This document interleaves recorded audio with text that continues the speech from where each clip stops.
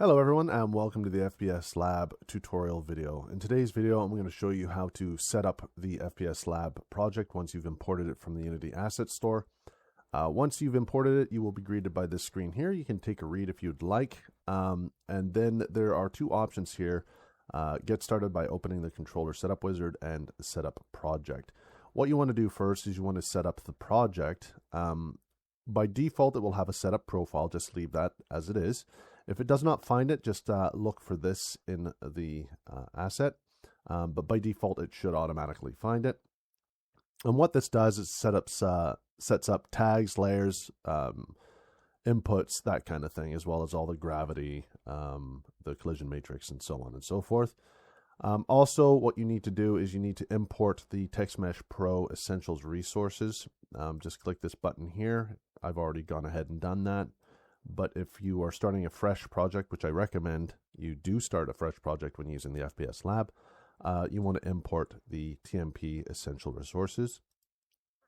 And then once you go down here, it says that everything has been done, and then you just click Set Up Project, and then you click that, and it will tell you exactly what it does. It says, next, reopen the project settings if already open, TextMesh Pro Essentials Resources already imported, run the controller setup wizard, blah, blah, blah. So this is designed specifically for your URP, so make sure your pipeline is set up correctly. And that is it. That is all you need to do to set up the project. Then the next thing you want to do is here I have a character model that I'm going to be using, and I'm going to be creating a character controller using this. But I'll also be going to the demo scene that's already set up, so I don't need to go through absolutely everything, and I can just show you the components and everything that's set up already. But I think it's important to show you how to set up a player controller from scratch. So to do that, you just go up to Tools, the FPS Lab. Again, you can open the welcome window, or you can just follow these steps here, 1 through 4B. So we've already set up the project, so let's go to the controller setup wizard. And here you'll be greeted by two options. You have a guided setup, which is recommended, and an advanced, which is a lot more work. I created the guided setup, which just makes everything a lot easier, and it has presets, auto wiring, that kind of thing. So it's a lot less manual work, as it says right there. So I just recommend just leave it there. So just click on that. And then here's where you're given the choice to either have a modern mode or a retro mode.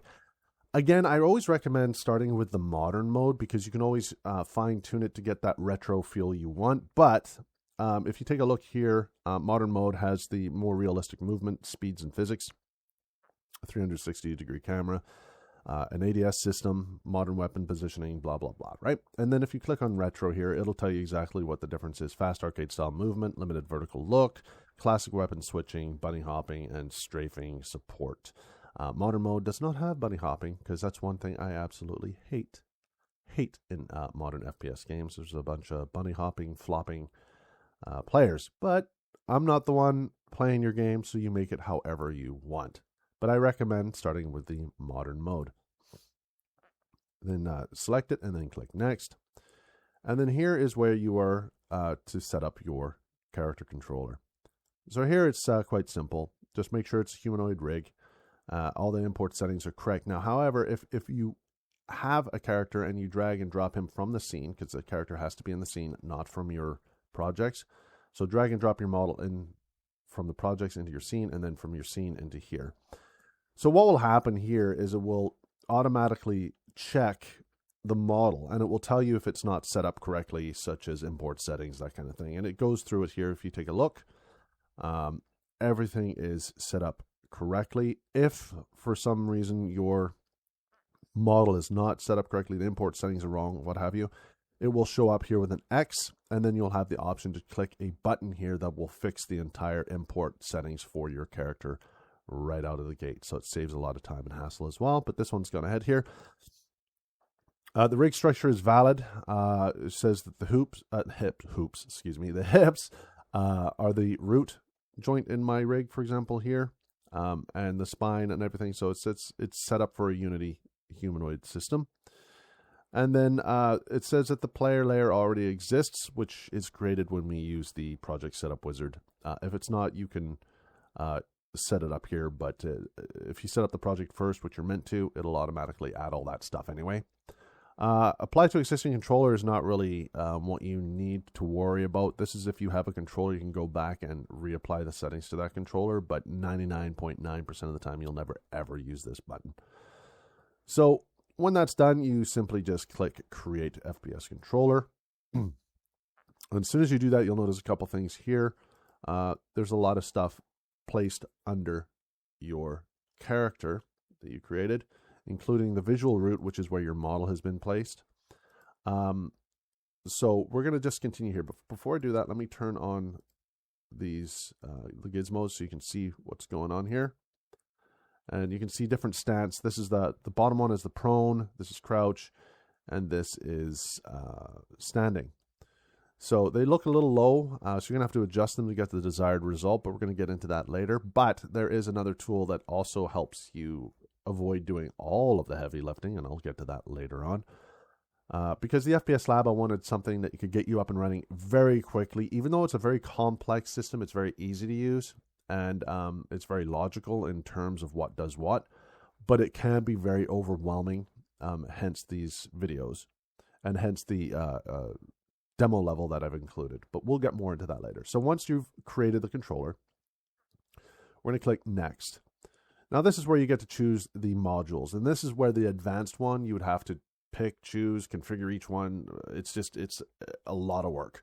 Not a lot of work. It's a lot of it's automated. You're taken through each step via wizards, but this way I feel is just a lot easier because you get to choose a bare bone system, which is basically the required. It's the smallest footprint. It's the required modules only, whereas the full package is absolutely everything. So we're going to do the full package. And the cool thing about this, since it's modular, is you can disable modules right on the player. You can disable the components if you don't want to use their features, that kind of thing. But I digress. Let's move on. So I choose the full package here, and the ground layer. I recommend that your your level geometry is on this ground layer. For the sake of just sanity and collision issues, if you choose different layers, so we'll just keep the level geometry as layer 31. Which again is set up in the Setup Project Wizard step that we did at the beginning of the video. And then here we have the masks applied layers because we've broken up the animator into arms and legs. But again, we're going to get into that later. But for now, let's just leave it as that and click Next. Now, this is a problem. Now, I did this on purpose to show you what happens if you set up a character incorrectly, because as soon as you do that, it will say no camera found on player, but it'll still set it up, and the problem is the main camera is now not even used correctly. So what we're going to do is we're going to go back and we're going to delete this. I'm going to drag and drop a new player in the scene. I'm going to get rid of all of this stuff that's under here. So for example, when you have a fresh scene, just make sure you get rid of the main camera. And now if we go through the FPS Lab, getting started, controller setup wizard. Now I'll just do this quickly because you've already gone through this. Drag and drop, and you'll see the difference of what happens here. Yeah, everything's good. Everything's good. Create. All right, now you see that the camera is placed correctly. Let's go next. Full package, next. All IK went, hence, see, now this is a different, now it says success, where before it was errored. So just make sure that you remove from your new scene, the main camera, because the character controller actually needs the main camera. Now you can see there is a nightmare of stuff in here. We're going to go over all of this. And if you look at your gizmos, it just makes your head want to explode. But we're going to make that easier in a second. But let's continue on through this setup wizard. So if you notice here, you've got a few things. The very first thing you need to do is go to the global audio mixer. And you want to click on the game systems and mixer manager. This handles the audio for your game, which allows you to control the volumes via master control, which is also included in our UI. So you can control all the volume for your game through the UI that comes with the package as well. Like I said, this is a ready-to-go, full-fledged system. The only thing it does not have currently is AI, and I will be releasing a module for that later on, additional DLC, or you can use existing AI if you so choose. But I'm going to make it so the module is very easy to use, sets up the enemies, does all that stuff for you. But for now, let's just click on Game Systems plus Mixer Manager. Now there's the Mixer asset only and this Assign button here. So first what we need to do is click here, and it drops it into the scene, which has a bunch of stuff we're going to go over later. And then we're going to assign Mixer to the managers. It'll say that 1 has been added. And we're going to click OK. And then here we have input controls. And what we're going to do is we've already set it up in the project setup wizard, but what you need to do is, if you want, you can select the input and you can see all that information here. But for now, I want to just set up the input system. So we're going to click on that button, and then we're going to add the input manager, input system manager. So you click that, and it has been finished. Now it's just going to wait for it to recompile. I've already imported this and installed it. As you see here, it says installed, so I just clicked that just to show you. I'm gonna leave it as both. You can choose which one you want. I like leaving it as both. It just makes it a lot easier. So just apply active input handling, and then move down here and assign input actions and player bindings to the input. So if you look at the input here, let me just move this out of the way. So if we go to input, where are you, input? If we go to input here, you'll notice there's the input action assets and all that stuff is missing. So just go down here and go assign. And then as soon as you do that, it will assign the required input actions, which are also pre-configured for the project and set up automatically. And then once you're done there, you can apply Xbox style default inputs. I just skipped that. Don't need it. All right, back to this now. Player is almost done. We need to go through the modules here. So let's just collapse these so you can see. So see here, you got the core movement. It's already configured. Procedural IK is configured. And these are all configured, except there are a couple things you need to do, like the visual module, the UI module, the health and stamina module, and the unarmed combat module, and a few other things. But it's very straightforward. So let's start with the very first one that is not configured. So if you go to the visual effects module, here is where you can create a canvas if you do not have one in the scene. Well, I don't have one in the scene, so I'm going to just create a new canvas. And this is for full screen visual effects, UI, that kind of thing. But this one is specifically for visual effects. And here you'll see a bunch of options where you can drag and drop your sprites for your damage image overlay, low health overlay, armor damage overlay, that kind of thing. And then you can create prefabs from those images that you selected. And then the same here for, this is where you would actually apply those prefabs. And I've already got these prefabs made. So let's take a look here and just go damage. So the damage overlay is here. You can use the ones that are already created and just edit the image that is used directly inside the prefab. So if you don't want to create them from scratch, you can just use mine and just adjust them as you so desire. So let's go to, this is the armor. So let's go to armor, damage overlay, and we've got the flashbang overlay.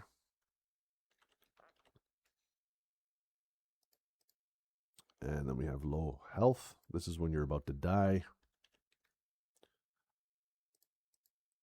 All right, and then we're going to click next. Now, why we've added them here is because, you can add the audio sounds as well. Just go through this. It's very straightforward. I'm not going to add that right now, but I'm going to go to next.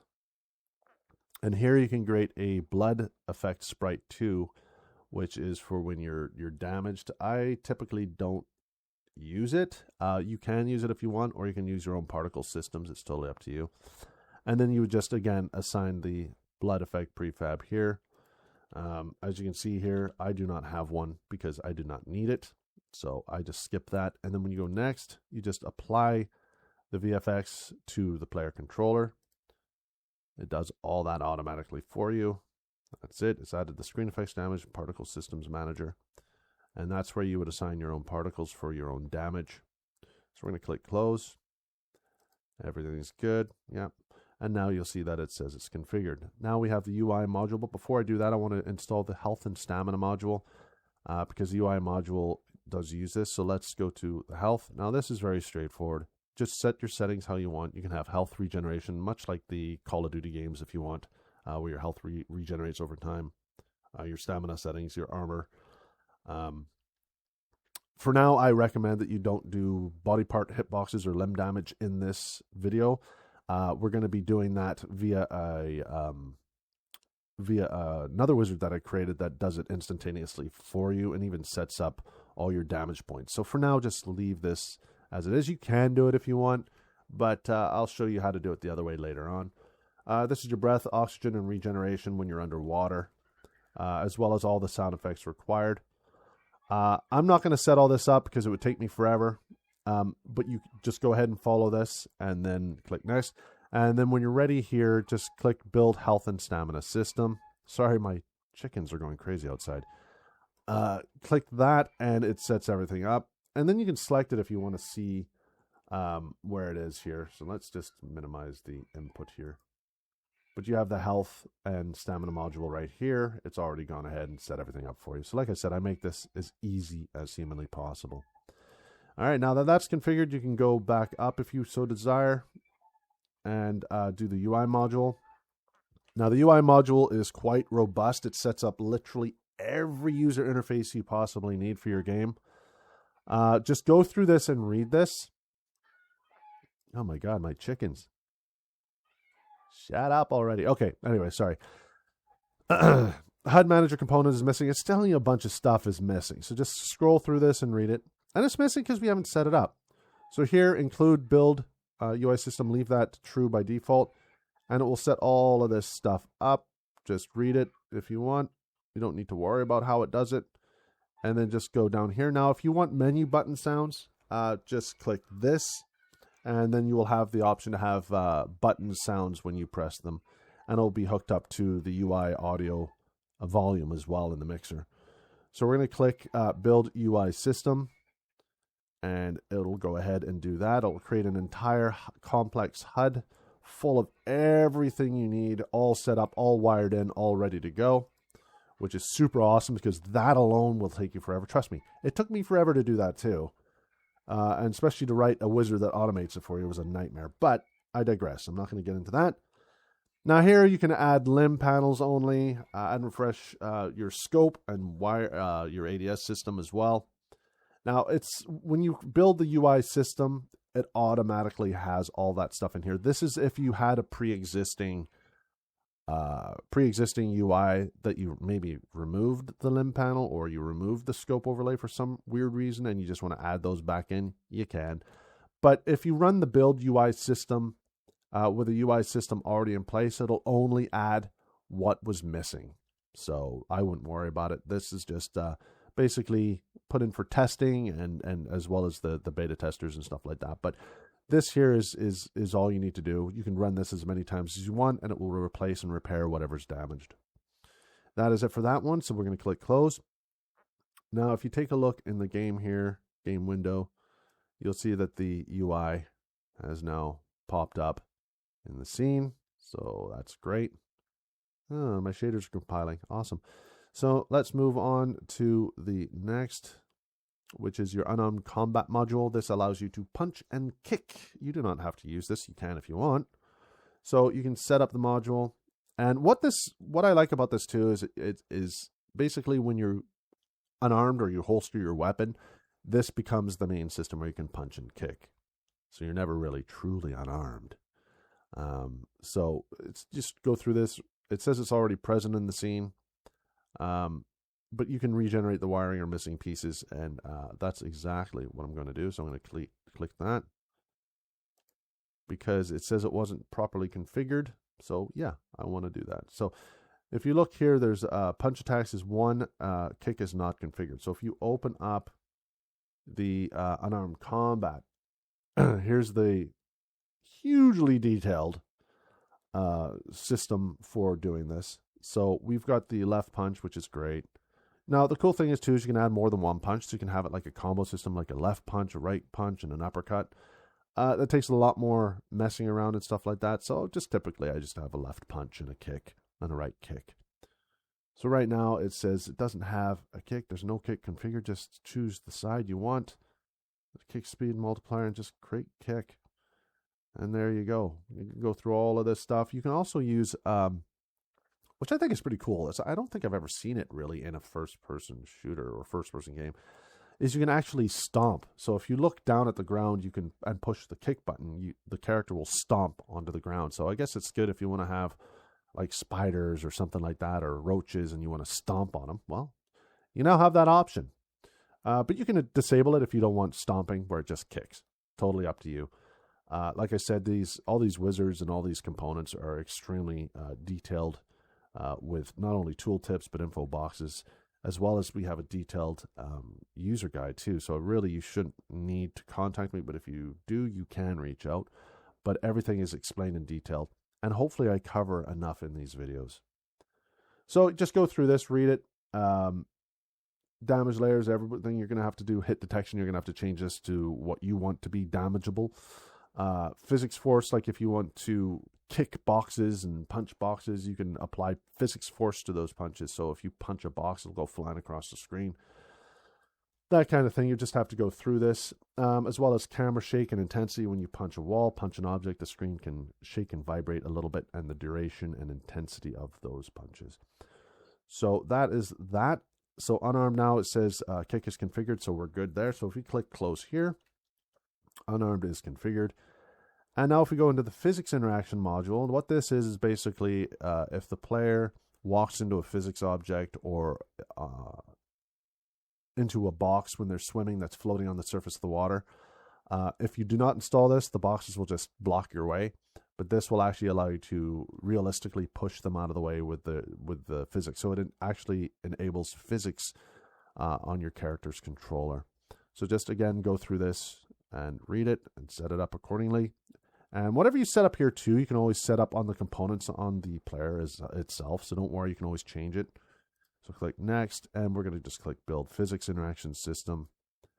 And that's it. So we can close that. That's done. And then the footstep audio, I'm going to leave this disabled. This comes with a basic footstep audio system. And I'll show you more about that in the actual demo scene. But if you want, and this is a shameless plug, you can purchase my other asset called the Audio Lab, which has mesh audio emitters, it has propagation and occlusion, and it has a bunch of other stuff, but it also has a very powerful footstep system which works with tags, game objects, materials, terrains, you name it. It has particle impact audio, and it all sounds different depending on the surface, whether it's soft, hard, blah, blah, blah. There's just a lot. Go check out that asset. It's called the Audio Lab. It's part of the lab series of assets that I'm releasing. So you can set, well, you know what, whatever. I'll set this up just to show you what it is here. You can choose the number of walking clips, which are randomly selected, run, sprint, and crouch. And you can apply or create the footstep system. I guess I could just apply it. I don't need to use it for this particular thing. So I'll just add it. All right, so there you go. Now it's not configured. It says incomplete because I didn't add any audio. So just FYI. So now that that's done, let's continue going on. Now the UI is not pretty. It's very basic, but it's designed in such a way that you can change how it looks to suit your desired needs. But let's continue going to FPS Lab, getting started. We've done the controller. Now, this is really cool. Now, this is what I was telling you about, is the Controller Helper Template Manager. So I'm going to load this up. And I'm going to go to the scene here.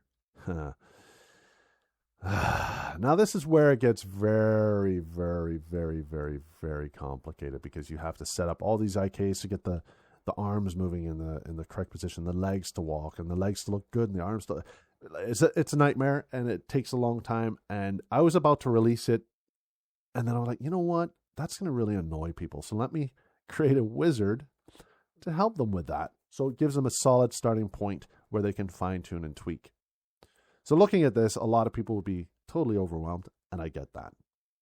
So what I've done here is I have a template and a capture from source. So you can create, basically, if you position all this stuff and you want to create a new template, you can actually do that by saving it as an asset right here by capture template from source. So if I like, oh, I like this, I like all that mess. So you can drag and drop the core controller here and then follow through this and then just click capture template from source and it will save it as a template. But what I would recommend is you just use the helper one first. So we're going to choose the demo controller helper template and you're going to see what happens here. And I'm going to ignore this. I'm going to scroll down to the bottom. And the target controller is this guy here. So the template is the source. And here's this create missing transforms. I just would recommend leaving that unchecked. If you followed the video so far, just leave that unchecked. And then just click apply. Now watch what happens when I do that to all of these gizmos. It'll tell you here applied 330 entries. And I'm going to hit apply. And it will tell you exactly what's missing. The missing is typically due to your rig because it actually does read joints as well. But don't worry about that because all it needs to worry about is the gizmos on the player. So click OK. And right away you'll see that it looks a little bit more, well, still messy, but it's more uniform, more laid out. Because everything, like I said, is procedurally generated in this. There's absolutely no animations in this template at all. Yeah, so that's literally it. So now you can go hide all gizmos, show all gizmos, that kind of thing. And you can also do this in their actual components, but we'll get into that later. So what that's done now is it's set up the character. So now if we go to Tools, the FPS Lab, we're almost done. We go to the URP asset configuration. This will set up your URP template. Or if you're using HDRP, you can do that too. But I'm just going to go to this one. And here it's saying assign your cameras. Well, all right. Well, I don't want to, so just click auto.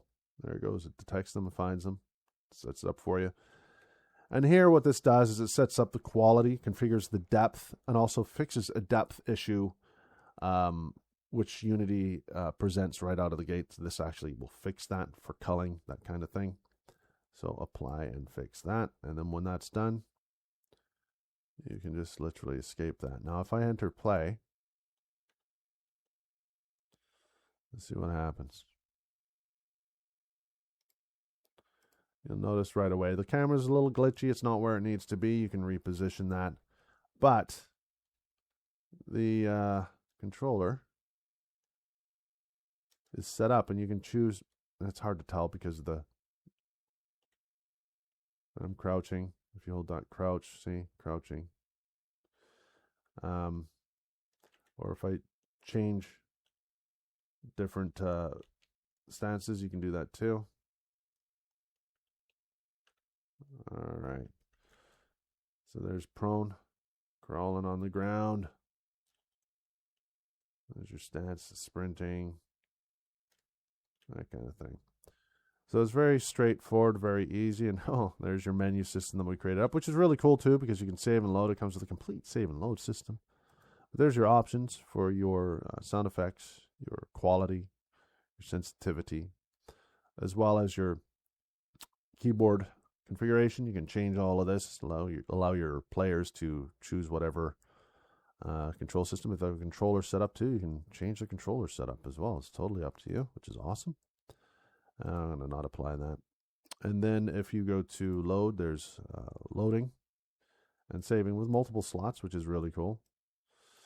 And again, you can save too, which is awesome. Multiple slots. If there's more slots, you can add more slots. If you don't want as many slots, then don't add slots. It's totally up to you. You have control of that as well.